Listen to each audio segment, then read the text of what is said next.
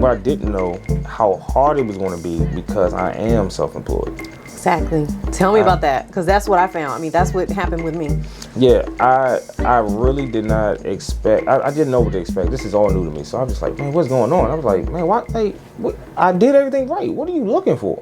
Welcome to another episode of the Money Savvy CEO podcast, where we inspire entrepreneurs in the hair industry to work on their business and not just in their business. Sitting here, I'm with Eric KleanKut Dixon, Yes. artist, entrepreneur, battle-ready, award-winning barber and owner of Klean Kut Grooming Lounge. Indeed. Oh, and mental health advocate. Yes. Did I get that right? Absolutely. That's a lot of stuff. It is. You know, it's been a journey.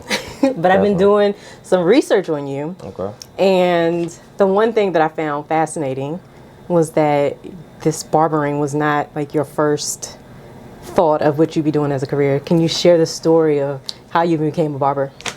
So it's not necessarily a good story. It's more so of a bad situation that turned good. So never had thoughts of being a barber, cutting hair. I just went to the barbershop and went on by my days. One day I went to another barbershop, and the clippers, I don't know what was going on. Wasn't well sanitized. It damaged my hair. I ended up developing dissecting cellulitis. It's a very rare condition, a very rare scalp condition, and it formed boils all over my scalp. Wow. And took my hair out in patches. How long of a process was that? Like, when did you know, or did you see something was wrong? 2 days after I got my hair cut. Oh, wow, that quick. That fast. And I didn't know what it was. I didn't understand it. And then once I was going to different dermatologists, spent a lot of money, and they was just, give me some, hey, just put this on it, But then when I started doing research on it, and then how is it formed, and I actually went back to the barbershop like, hey, hold up. But it turns out that barbershop, the state board shut them down. Between when you got the right diagnosis doing your research and then you found that they were shut down? Yeah, our friend did some research and found out that they had multiple complaints, and other people, like scalp got infected, they broke out real bad, and it was bad. And it wasn't the cleanest, but I didn't understand that thoroughly then like I do now, Okay. But, because of that, it affected me a lot. And affected my self-esteem, my confidence, because like my hair was like in patches. And so after that, my hair did grow back, but it was still kind of like a struggle. So I just stopped trusting barbershop. It affected me a lot, and I was like, nah, I'm coming on here. I ain't going nobody else. And then I just learned how to come on here. YouTube University. Don't you love YouTube University? We're on YouTube University right now, so this interview. Yeah. So barbers are going to learn a lot. Well, actually, I feel like anybody in the hair industry.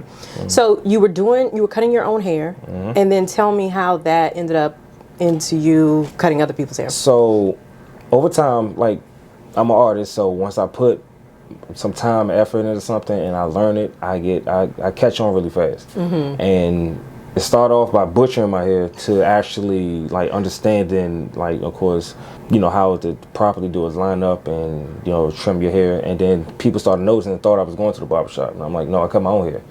And they were like, for real? First person I ever cut was my brother. Because he saw it, he was like, hey, can you cut my hair? And I cut his hair. And then his friends was like, hey, can you cut my hair too? And I started cutting their hair a little bit. Then my grandmother picked up on it and said, hey, you should cut your grandfather's hair. And I cut my grandfather's hair. But I really wasn't making money. I was just doing it just for me. But then it started to pick up. Yeah. And then old Cobra was like, hey, I heard you cut hair. And I'm like, look, hey. Because you're not even licensed at this point. No, not at all. Like, this was for me, so. Right. And then after a while, I'm just like, listen, did y'all interfering in my personal life? If y'all want me to cut your hair, y'all gonna have to stop paying me. Wait a minute, you weren't even charging these people? No, it was, I got you. But then it's like more people like, hey, hold up. Like, this ain't what I do.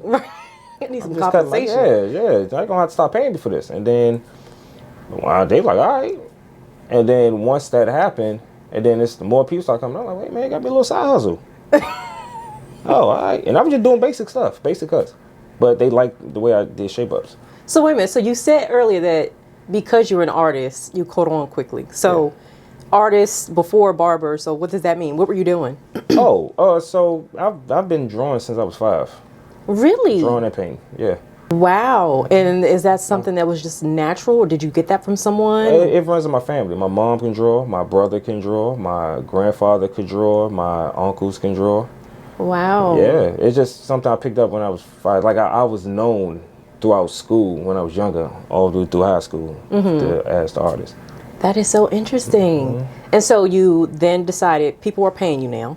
Oh yeah, absolutely. And but in the process of you like still not licensed. At the beginning, no, not like side hustle, completely like, listen guys, this is completely separate. And then after a while, and I said, hey, look, you have to pay me. Like that's not what I'm doing. I don't want to do this. I got things to do. Right. You know. And then they was paying me. They was fine with it, and I started doing it. But they just started catching on. And then my brother challenged me, and he was like, hey, you not do fade? And I'm like, nah, I never tried that. Nah. And he's like, oh man.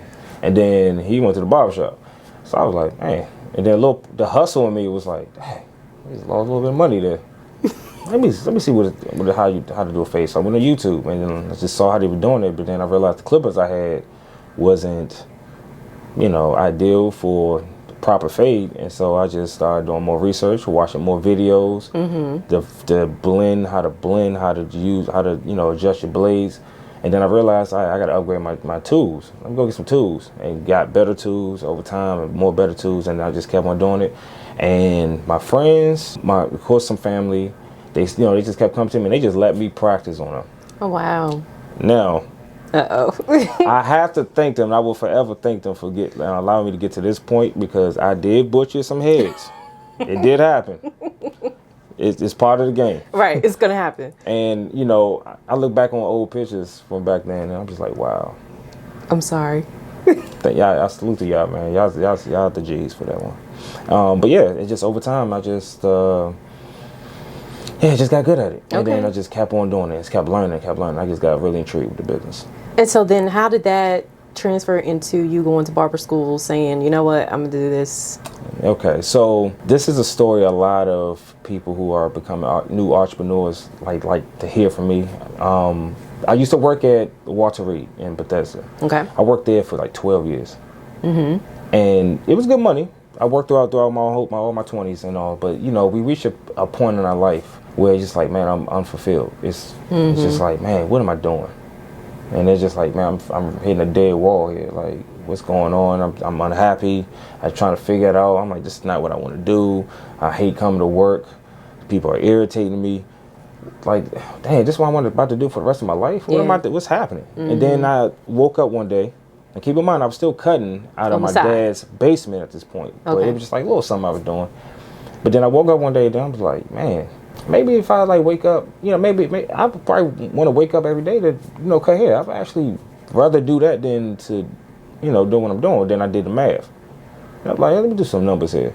And I did the math on it. I'm like, wait a minute. I actually can make 3 times more than working at Walter Reed. I'm like, okay, wait a minute. And then the more I started doing the research, and then I was like, wait, all right, I think I better do this. And then my boy was like, man, you should go to barber school, man. You just might as well get licensed. You already doing it. Exactly. And you already doing it, but you're not doing it. So I was like, all right. And then one day I just built the confidence up, and I just like, I'm about to take the jump. Wow. I was on the edge, and that's the very scary part about being an entrepreneur, is like really cutting off your lifeline. Exactly, because so after barber school, how long did you go immediately full time, or did you still have your job at Walter Reed and doing hair? I still had my job at Walter Reed in barber school. Okay. So I was cutting out the basement, going to work at night, going to sleep a little bit, cutting hair, go to school, go to work, and do it all over again. Wow. Almost every day. So after you're done with barbering school and you get your license, did you resign from Walter Reed immediately? No, I didn't. Okay, so tell me. I didn't. So big shout out to Vassan from the First and 10 Barbershop. That was the first and only barbershop I've ever worked at. he saw me online when I was posting, and this is when I was in barber school. Okay. And he was like, man, you know, hey, I just want to let you know I'm a fan, man. I've been watching your work, man. You like really dope, man. You got a lot of potential.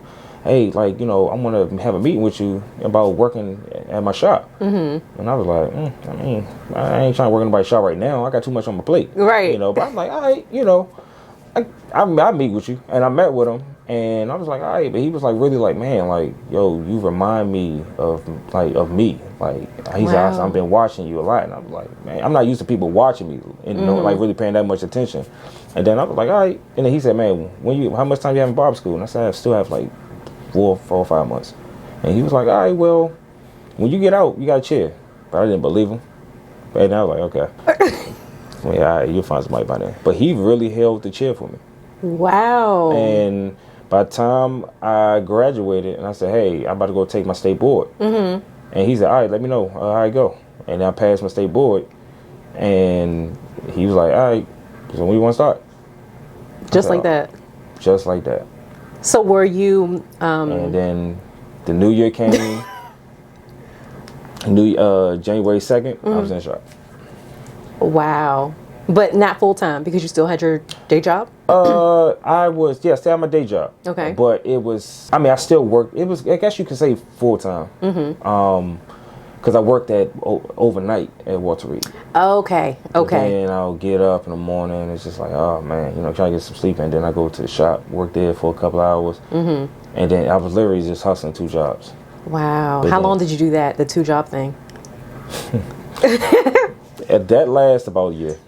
A year? Yeah. Then were you there a year because the money wasn't enough to sustain you leaving? So getting into the barbershop, you start to really, and being around your peers in the barber industry, it's just like, okay. And then you start to observe, and then you start to really learn this business. Mm-hmm. And then you start to pay attention. You see how people move. You see how, and you look at the owner and see things he's doing. And I'm like, and then I got even better working in the barbershop. And with my technique, I picked up technique. Yeah. And like I said, I pick up things fast. Mm-hmm. And then, of course, like, you know, you're just looking at everybody, and then you meet more people. That's like, you're showcasing right there. Yeah. So once I start seeing how much money people were making, I'm like, wow, wait a minute, hold up. Maybe do some more research. Wait a minute. And then I sat and I did some more research. Keep in mind, at Walter Reed, that was getting really old. Mm-hmm. Because I'm my own boss here. Yeah. But then you're going here and you're dealing with people. And people know what I'm talking about when you have a job and you have to go to work with people. Oh, yeah. This was getting really old. Okay. And then my mindset was changing. And it was shifting. And I was like, I have to jump. Something had to happen. Wow. Something was pulling me this way. And I was like, man. And then I was just like, okay. And I just started cutting days here. Cut more days here, my overnight. So I was like working 1 day out the week. And then I was just like, about to jump. And this was when you were still in the large barbershop, right? Mm-hmm. Wow. And then I just jumped. And then I was like, yeah, I'm going to just start working here completely full time. And it's the best decision I ever made. Wow. I love that. And I feel like more barbers need to hear that. Yeah, they should. So when you were at the barbershop, was it set up as an employee, or were you just booth renting? It's booth rent. Okay. Yeah, just booth rent. What are your thoughts on that model? As far as booth rent, I mean, whatever works for you. At the time, you know, like I said, you know, I was just observing, I was learning. The booth rent is fine.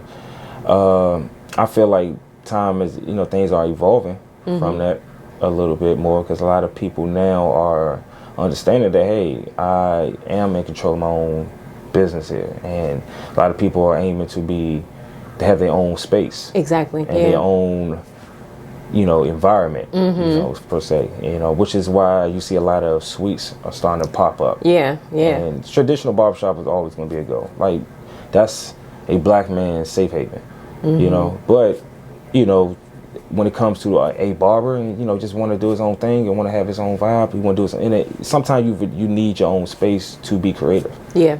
You know, but as far as the traditional barbershop, it's nothing wrong. I don't find anything wrong with it. Like, it's very needed, you know. Yeah. Do you think every barber should start there, or at least start working with other people? Maybe not necessarily booth. I say, in my opinion, I think you have to work with other people, because that's how you learn. That's how you get influenced.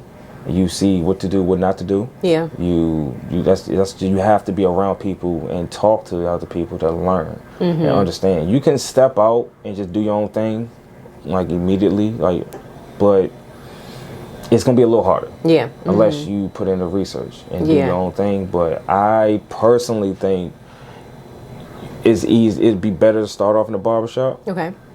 Just to be around people and just learn. Like I learned, I seen people cut hair and I'm just like, wow, that's dope.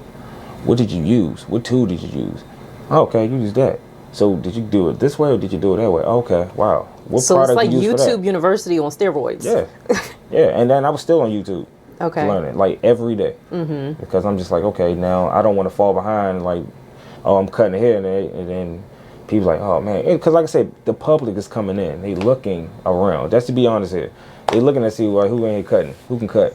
Nah. You can't cut. Oh, he fired. Okay, all right, I'm gonna check him out. Then. Okay, he dope too. And, you like so it's almost intimidating. Okay. But it's at the same time, it's just like, yo, just go in there and do your thing. Yeah. And just do what you do best. And I think you need that type of experience to be amongst and be able to cut in, amongst the public. So how long were you in that shop? A year and a half. A year and a half, that's it.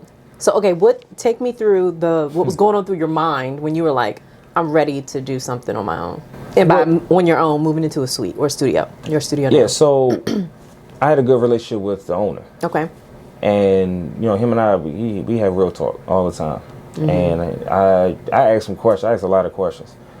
And I'm just like, what does it take to run this? And, he was like, yeah, it's a lot of work. I'm not going to, but he said, you got to be able to not only handle your own personal bills and all that, but you got to also be able to handle your own bills here. Yeah. And he was like, but it's rewarding, man. He said, man, and he just told me his story, how he became owner. And I was like, oh, yeah, okay, cool. But then I was like, and I started to get that, you started to feel it, like, man, maybe this is what I want to do. You know what I mean? I always wanted something my own.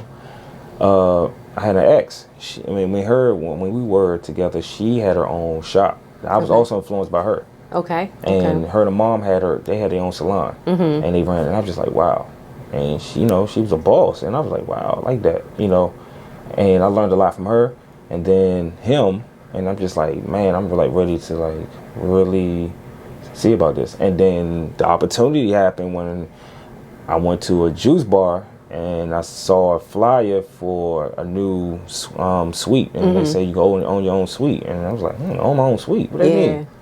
So I called him, set up a meeting, came in, and I was the first person in here, and I was like, and then it was literally the same amount I was actually paying.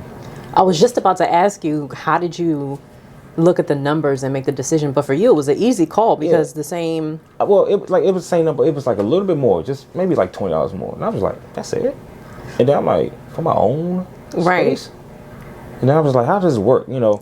What's my dues on? They're like, no, this is your space. You run your business. Like, do what you want. You can paint it, put your whatever influence, any inspiration. And as you can see, I was just about to say, and this place is phenomenal. Yeah. So tell me a little bit about the design. Like, did you have a designer come in and help you do this? No, I did all this myself. Okay, so walk me through, because there's a lot in here. I can tell you're an artist, so kind of tell me what we got going on in here. Well, I spend a lot of my time here, so this is like my second home. Yeah. So I just, my house is covered in art. If you go in my house, you be like, you are definitely an artist. I collect paintings, and a lot of the paintings that you see, like they're my clients. And I always say that just my clients are my art piece, or they are my canvases. So I'm just like, I came up with the idea. I'm like, what if I turn them into like artwork, like literally turn them into artwork? So wait a minute, are you doing these? Yeah, like I did those. Yeah, I did. I do graphic design too. Okay. So I took my pictures I've taken from my clients, and I was like, you know what, dude, I did graphic design in high school. Let me exercise that, and then I just took them and just tweaked it a little bit, and then made them look like artwork. Wow, and I love this grass wall. Yeah. So when did you add this? I love this. Yeah. I have a thing for plants too. So like if you see little stuff around, just just add a little green to it, man. Like and here is I want people to come in. I want them like not only see art. I want them to see like, okay, something like a common and relaxing environment. It's a chill spot. Like it's loungy.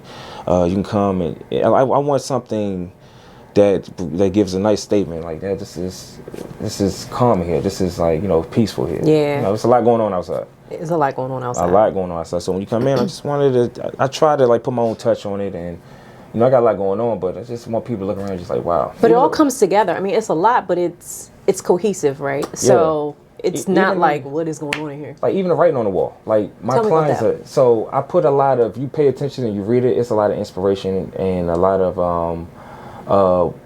positive words from my clients. My clients wrote all these on the wall. Wow. And I wrote some of them, but a lot of my clients have done it. And I told them, I said, let's put a lot of affirmation on the wall. Do you have a favorite one? I know it's a lot on here. Oh, man. Did I just put you on the spot? That one is pretty dope. Tell me, read it out loud for those who can't see it. It says, worry about loving yourself instead of loving the idea of other people loving you. Ooh. I do like that. What does that mean for you? Like, why does that resonate? You know, a lot of us, you know, we get caught up in the idea versus who we really are. Mm-hmm. Like, we put on this facade for people, and we put too much energy on trying to, make sure these people love this thing about us versus like who we really are. Like it's social media. People do it all the time. Like you put all this out here just like, I want people to love me. I want people to love me. And we do this and do this. I'm like, no, but how do you feel about yourself? Yeah. Who are you? Do you really love yourself? And a lot of people do that and don't even love themselves. Yeah. They put a false narrative out about themselves and want people to just be like, oh man. And then they're like, oh, people like this idea about me. But I'm like, but behind closed doors, I'm like, I feel this way about myself. Yeah. I feel I don't love myself. Like, and a lot of people don't.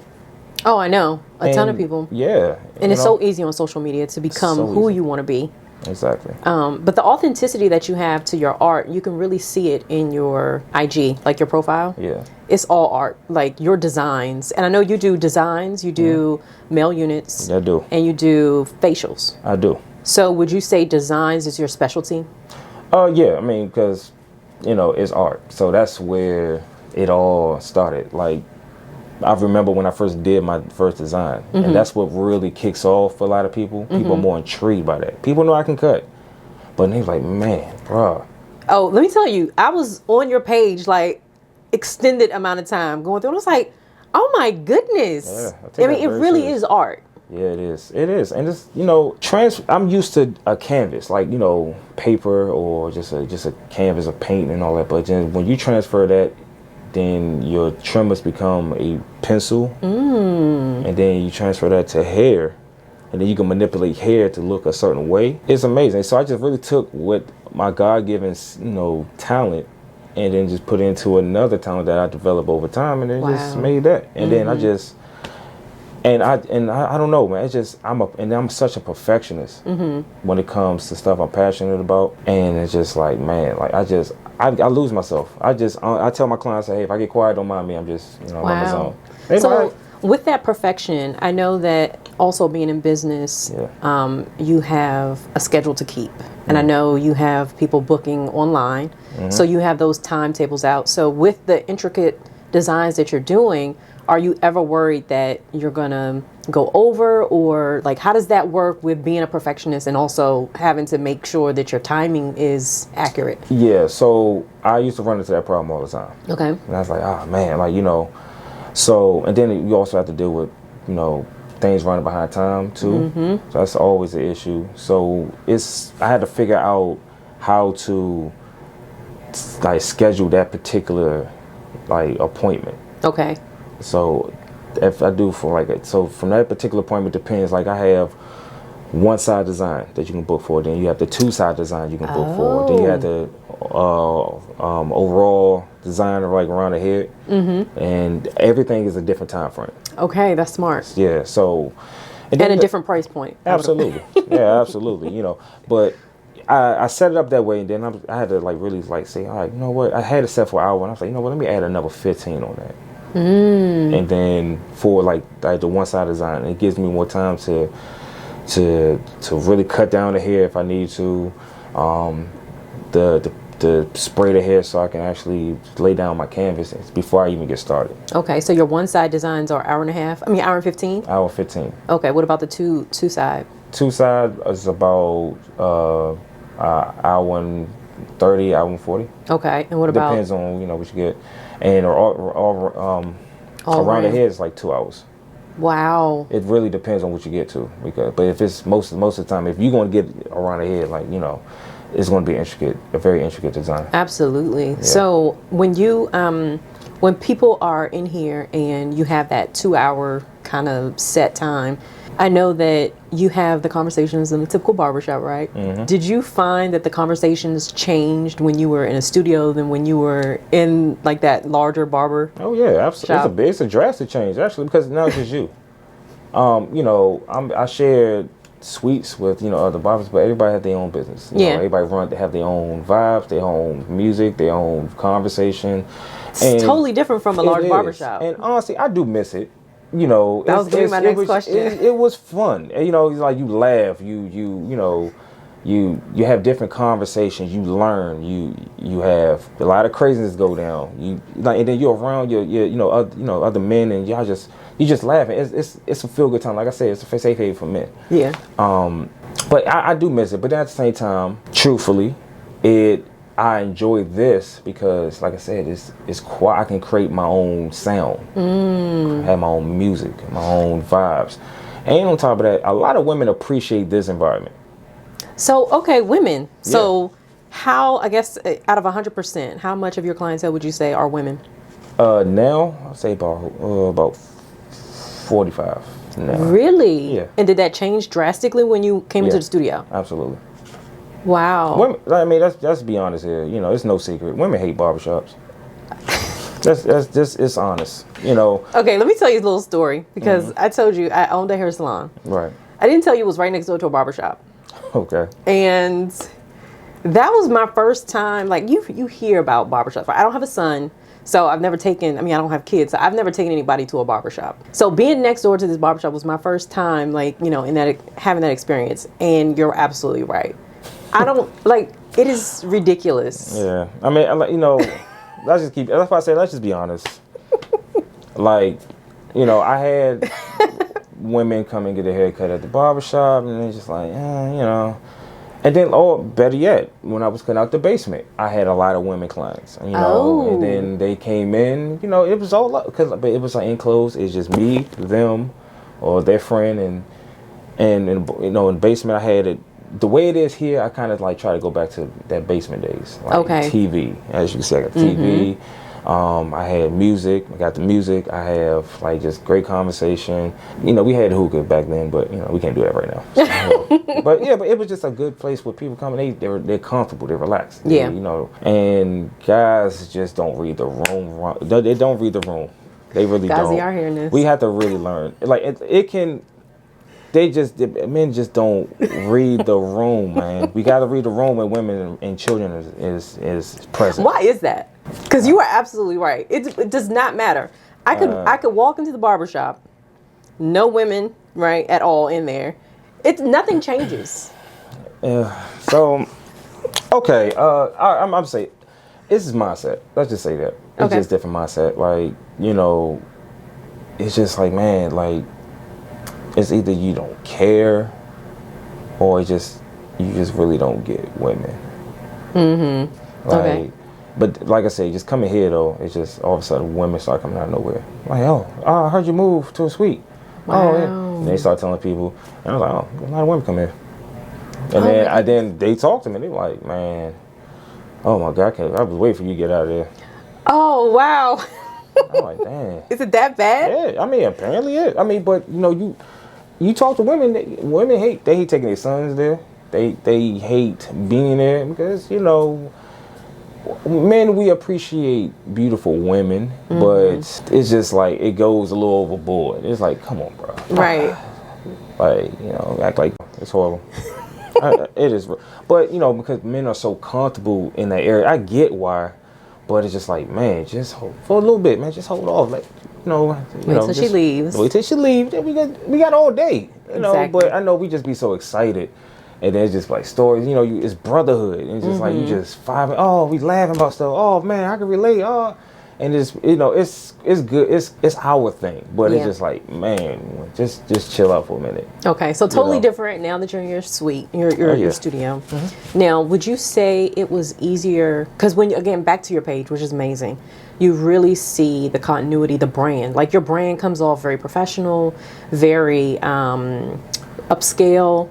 Did you find that it was easier to create that brand outside of that large kind of booth rental setting? Or did you always kind of have, like, even if you were in the larger salon, did you always kind of have that same brand feel? I kicked it off in a barbershop, but stepping out to start your own brand, like, it was necessary. Okay. Going back to the barbershop, the owner, when I told him, I was like, hey, look, like I'm thinking about doing this. I don't know how I feel about it, man. I said I don't think I should. I think it's maybe too early. I don't know. And he, with love, was like, "What are you talking about, bro? You better go and get that. You supposed to be. I knew it was going to be you." Wow. Okay, so let's talk about that for a second, because did you feel a sense of like disloyalty, or like you couldn't? I did. I'm a loyal person, like. And then it's like, we built something, and it's like we had a great relationship. And then it's just like, man, because I just got here. I haven't been here that long. Oh, yeah. That would be like a year and a half. So I'm just almost 2 years, and I'm just kind of like, and then I was like, but I'm like, so I'm getting pulled here because I'm starting to grow more. So I'm just like, I need to get here. Then he's like, I pulled him aside, I'm like, hey, look, I'm gonna just come to you like a man. Like, I have this opportunity, but I'm like, I'm not sure. But then also he, like I said, he's somebody I can talk to because he's a businessman. And he runs his own business. I'm just like, what do you think? And he was like, bro, are you serious? Wow. Well, you better go get that. But I'm sure he appreciated you coming to him. So, like, isn't there a right way and a wrong way, you would say, in your mind, to leave that setting? Yeah, always. Because business is business, I approached him about it more so just like with uncertainty. Like, I don't know, man. And then it's that anxiety I felt when I left my job. And then I was like, starting to feel like, man, I'm stepping out on my own for real now. Yeah. And I'm like, am I ready? Then I talked to him, pulled him aside, and I'm like, man, I got this feeling, man. I'm not sure. Like, I feel like it's moving too fast. I don't know. Yeah. And he was like, bruh, what are you talking about? He said, man, he said, bro, it's you. He said, man, you better go out and get that. He said, I knew he was gonna be you. You are meant to do this. Go, man, go do that. As a matter of fact, he said, you better not turn that down. You better go. As a matter of fact, I'm giving you 30 days. Wow. And then, but it was out of love. He said, I'm giving you 30 days, bro. He said, I'm not even gonna let you even. Like, had him thought, like, I'm making you jump. See, that's what more people need. That type of, because he was acting more of as a mentor too. Absolutely. At that point. Yeah, he's a mentor, and he's one of the guys I looked up to in this business because he's one of the ones who reached out and like, hey, I like the way you cut, man. You dope. I want to have a meeting with you. Yeah. And when we had a meeting, it was just like, oh man, like, and he was just like, praising me with that, and I'm like, I wasn't used to that. Okay. But yeah, so he pushed me to do it, and I was like, he gave me the confidence. I was like, all right, start getting everything together. Then just started like really like figure out how I'm gonna do it, and then he's one of the ones first one that came sign my wall. Wow. So how did you build up that clientele in his salon? His shop, because you were doing hair for friends and family, but now you're in the shop, and you talked about a little bit about how people come in and say, okay, who's good, who's not. So were you doing anything else other than being in that barbershop setting to get people or clients? Like over time, like I said, just watching everybody and just ask questions, learning. So I already had a skill. I know how to cut before going to barber school. Right. Going to barber school to learn more to add on, like facial, skincare, learning how to properly shampoo, learning how to properly use a razor and all of that. So. But how did that translate into getting more clients, though? So, going into the barbershop, keep in mind, I'm really focused. When I'm in the barbershop, I'm about business. Okay. I didn't talk as much unless I'm on break. So people were watching me. And I wasn't really paying attention to how many people were literally watching me. So is it taboo to be a client at a barbershop? You already have your barber. But now you see somebody new and they're quiet and they're working and you see and you're like, wait a minute, I want to go to him. Is it taboo to leave your barber? Wait a minute, am I breaking a man code or something right now? Okay. It's just no. But it's like, I wasn't intention. That's not my intentions. Like, no. But I know it's not your intention. Everybody had, everybody has this thing where, oh, don't cheat on my barbershop. But like, it's just one of those things where I didn't realize, like, how many people come. It was like word of mouth. Like, I literally was just like, damn, I'm getting a lot of people all of a sudden. Man, it's a lot of people come here. And I'm not even realizing, they're like, hey, I'm here for you. Or they'll come in like, hey, how many people you got in front of you? I heard, I was trying to get up. My man told me about you. I'm like, who's your man? Oh, all right. Wow. And there was more people, and then more people, and then people want to bring. I was like, I really was not even paying attention. It was just more clients coming in. So he's just been watching me doing all this artwork in people's head. Oh. And then. But at this time, did you have your appointment book like online? Not yet. Oh, okay. I developed that once a lot of clients start coming in. I'm like, whoa, I'm getting overwhelmed. Wait a minute. Like, I got to get some control. Like, this is a lot. And then I'm not even taking a break. What's going on? And then I talked to, my homie who's the owner, and he was like, man, I'm going to put you on my appointment books, and I'm going to have your own little set appointment area for the shop. And I was like, oh. And then wow. I said, that's how you do it? He said, yeah, that's how you keep control. And then I was like, all right, cool. And then we did that, and then it started working out, but then it just started filling up and filling up and filling up. I was like, accepting appointments and left and right. I'm like, where did all these people come from? Now, at that time, were you on Instagram, Facebook? Yeah, I was on Instagram. Yeah, I was on Instagram when I was in the basement. Okay. But it started to grow, and then I just post. And then I had to still learn the fundamentals of how to post and understanding algorithm and all of that. Like, it's a lot. What tips on social media, specifically IG, would you give like new barbers who are finding it hard? Because like you have thousands of followers. So and that doesn't always equate to clients. Right. But what secrets or tips would you give someone? Well, for starters, this is what I learned. Don't pay attention to other barbers and their numbers. Post wherever you cut, just post. It's going to get better. And understand hashtags. Like, do the research on hashtags. Also, save these hashtags. Mm-hmm. And then you post those. Also, look at different pages. People who basically does promotions, like who promotes, like barber pages. Like, hey, and then you just tag them. And, then they will see it. And a lot of other pages, they're like, oh, wow, I like that. I'm going to repost that on my page. And they may have a lot of followers as well. I'm still learning, but also, don't be afraid to post. It's very intimidating. I know because you're comparing yourself to other barbers. For me, I've grown to like only be in the league of my own. I don't compete with nobody. It's all love. I show love to everybody. I'm just like, look, this is my lane. I'm posting my stuff. Yeah. That's that.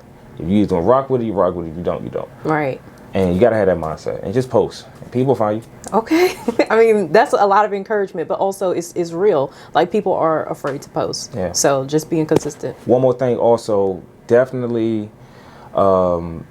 make sure your hashtags, make sure you do it in your city.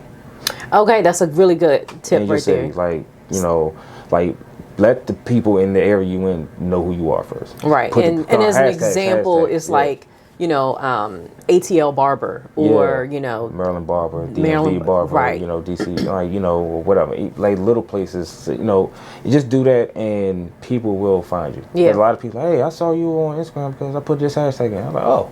Okay, right. Nice. Awesome. Yeah. Okay. Now, switching subjects just a little bit, I got to congratulate you because I know you're a new homeowner. Woo-woo! Yes. Thank you. Well, I got to tell you, so I read your post because you posted it. And you mentioned how, it was a long road and being an entrepreneur. And it really struck a chord with me because, and I know I shared this a little bit about before the cameras came on, but I was a salon owner. And one of the reasons or the ways I got into doing what I do now, which is, business coaching and accounting services just for hair professionals, is because I couldn't get qualified. And I had the money, but the lender was just like, your paperwork isn't in order.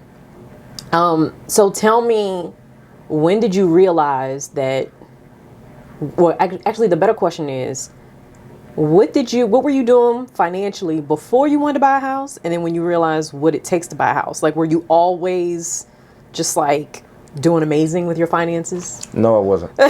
Not at all. And one thing, like, I'm not even going to like pretend like my finances.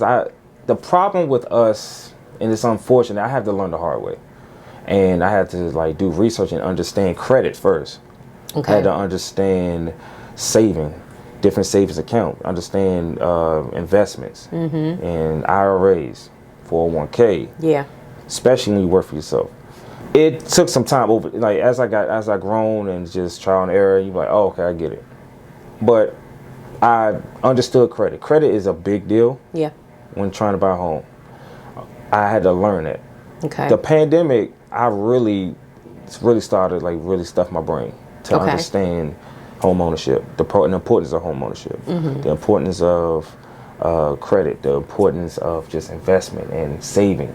Yeah. You know, once I had everything straight. Everything was good. My credit was great. I've hustled and bust my ass just to get money saved. Yeah. I make sure my debt to income ratio was where it's supposed to be. It became, I thought everything was good. Now people said that, you know, the process is a little difficult. It can be stressful. Yes. I have friends who bought houses and they just like, it's stressful and this and that. I'm like, okay. So I thought it was like, it's gonna be stressful. It's gonna be okay. The beginning it was great. Bought the house, saw the house. Oh, great. All right, here we go. All right, now I'm excited. But man, the underwriters. Yep.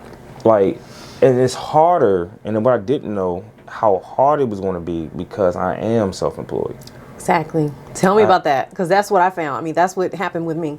Yeah, I really did not expect. I didn't know what to expect. This is all new to me. So I was just like, man, what's going on? I was like, man, what? I did everything right. What are you looking for? So it's just everything. It was like, man, because like even like when you take a large amount of money to put in an account. Yep. You're like, where did it come from? You can look at your account like, hey, look, I make great money. I can afford a house. Exactly. Hey, look, I have my tax information. Here we go. I have a great credit. Like, what is happening? But it's like, it's just the fact. It's almost like it's just the fact that you're self-employed. That can go up and they can go down. We don't know. You're taking a risk. Yep. That's the mindset about that. And even if you do have, you did everything by the book.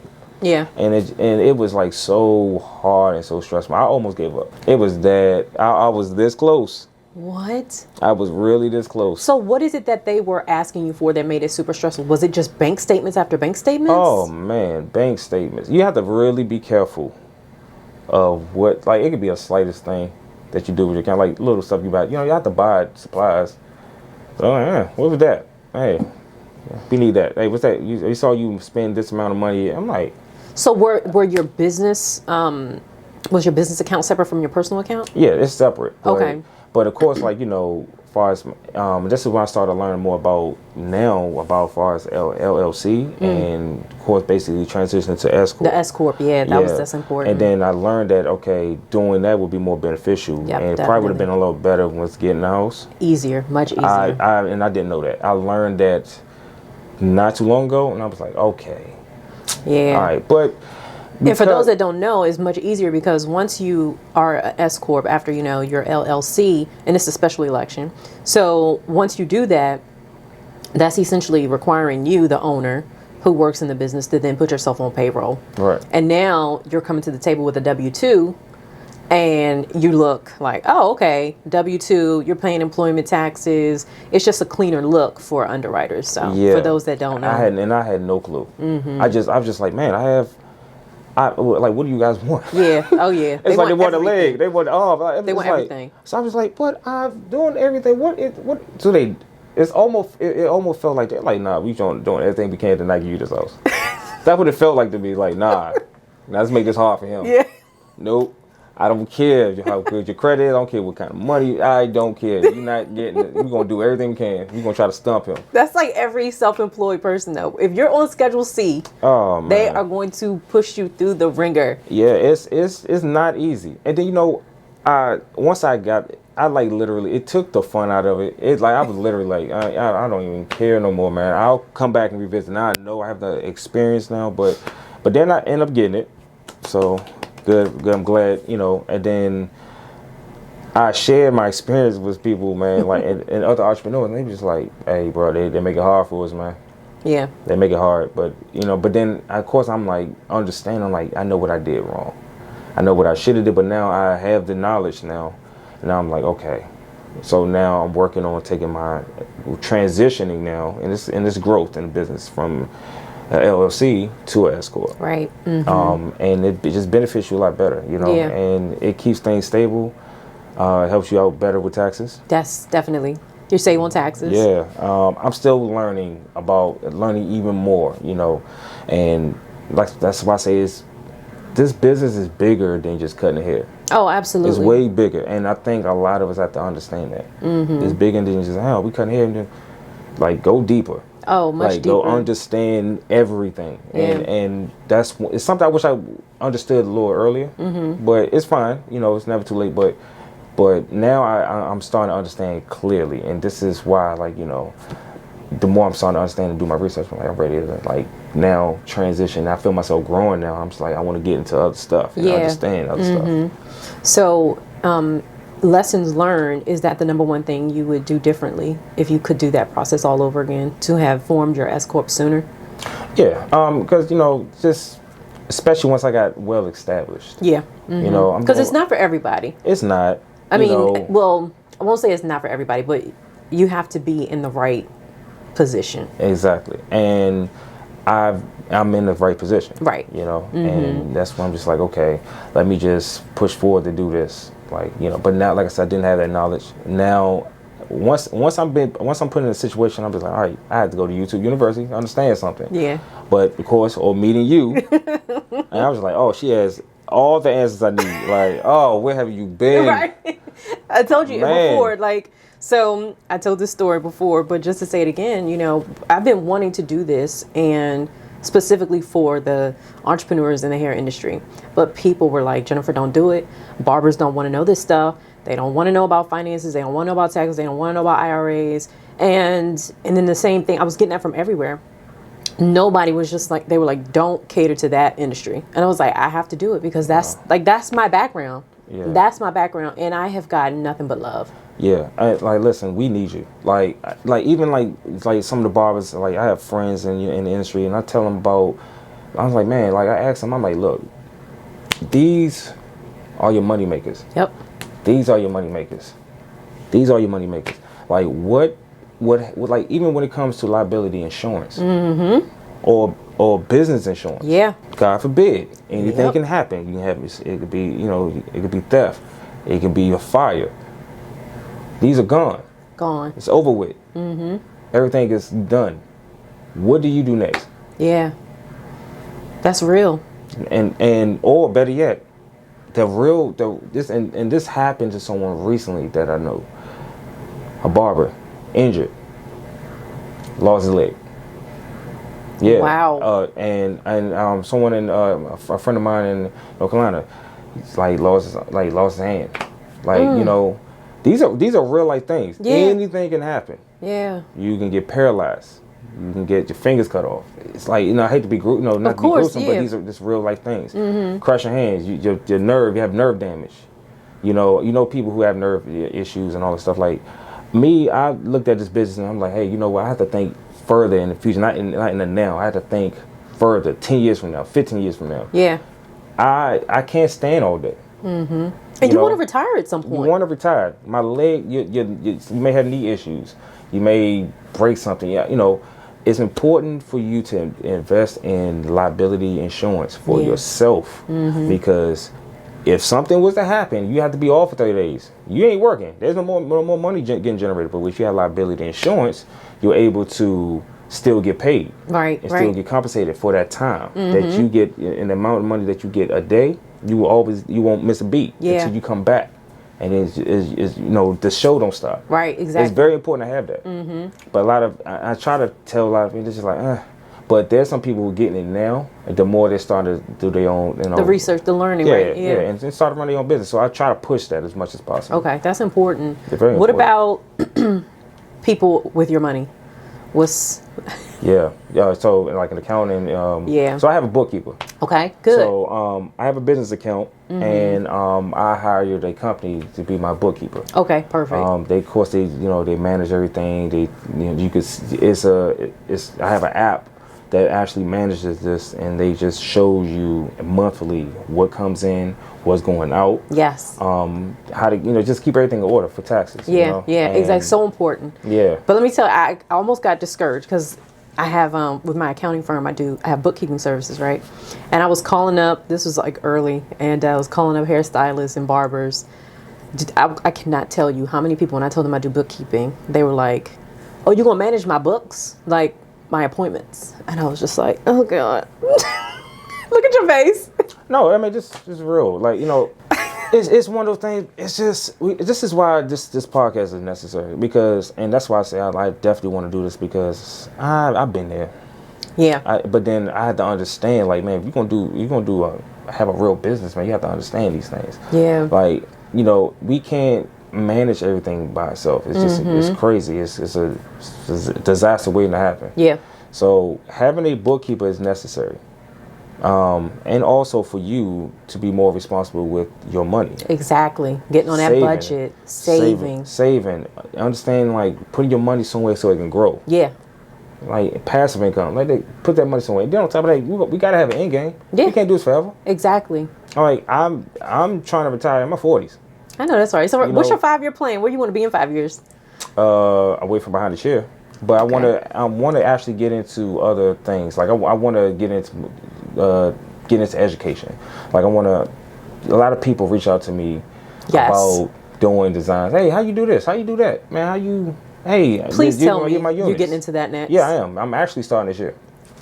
So, it's time. I just want to do something different. And I think a lot of barbers and stylists can feel me. You can be passionate about this, but sometimes you have the days where it's like, it's starting to get a little bit old. I got to do something different. Okay. So I'm not leaving the hair industry at all, but I want to evolve. And then there's new barbers and new stylists coming up every day. Yeah. Why not educate them on some of the knowledge I have? Exactly. Not just cutting, but financial knowledge. Yes. Tax knowledge. Just like liability, having insurance. Yeah. They have to understand this. And some of the OGs didn't pass it down to us. We just had to figure it out. Yeah. But then a lot of OGs didn't understand that either. I was just about to say, not because they didn't want to, but because they didn't know themselves. Yeah. I mean, I was taught when I was running my hair salon, oh, you don't want to show a profit. You want to make sure you can not pay taxes. So I was trying to show as little money as possible, not knowing that was hurting me. But that's what I was taught, Yeah. So. Yeah, so it's one of those things where, knowledge is power. Yeah. I've learned, and there's some things I wish I've learned like a little earlier, but sometimes, you just learn things at the time you're supposed to learn it. Yeah, absolutely. But yeah, I really want to get away from behind the chair, create space and opportunity for other, upcoming entrepreneurs in the business as well. And then also give them my knowledge. Like, hey, look, do this. Yeah. The key for us to make sure the next generation or the next one's up to be better than you. Absolutely. Because do you have a course right now? Something on your website? I thought I saw something. Do you have? I had during the pandemic, I provided an online course on how to do designs. And it was just like a one video.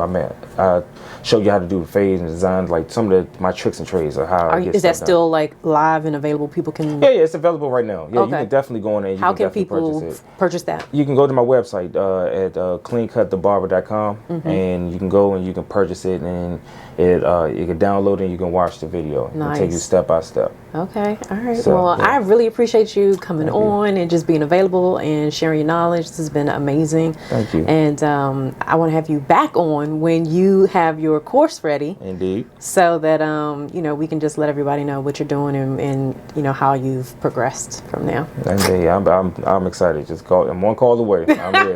Awesome. Definitely. All right. Thank you. Well, that wraps up this episode.